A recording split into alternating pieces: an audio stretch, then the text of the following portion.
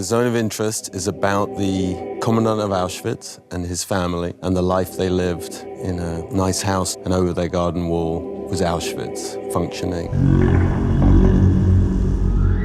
We kind of saw it as two films, a film that you see without any violence and a film that you hear that we introduced this violence. On the other side of the wall, there was murder happening all the time. We went to great lengths to be accurate about how sound worked in that space, and the sounds that we used were the result of an awful lot of research. It was really important for the entire project to be as close to the truth as one could possibly get. We shot right next door to Auschwitz, so we were on that soil.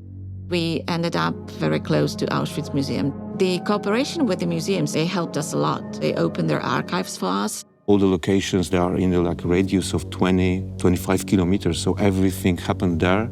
I remember just walking around that house and being completely gobsmacked by the truth that I was being confronted with. And we're shooting in the little girl's house. It was a real house. It was her piano. Alexandra is based on a real woman who I met when she was 90 years old. A very beautiful story happened when we were fitting Alexandra. Chris was in the original house where Alexandra was living.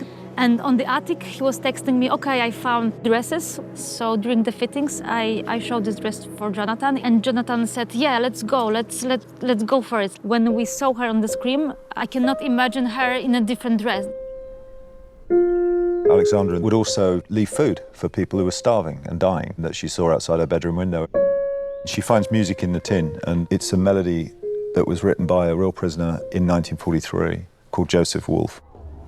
Text von Joseph Wolf, geschrieben 1943 in Auschwitz, Auschwitz III. And it was written during his incarceration, and it knocked our socks off, all of us, when we heard it. It was hugely impactful, and there's loads of different layers to it. It was a very deep and dark journey to go on. These people are us and our neighbours, and how easily human beings can slide towards such atrocity. And she was the reason why we're sitting here, because there is something other than darkness in human nature. Even in these moments, there is goodness, and she presented that to me in a way that I felt blessed by, to be frank.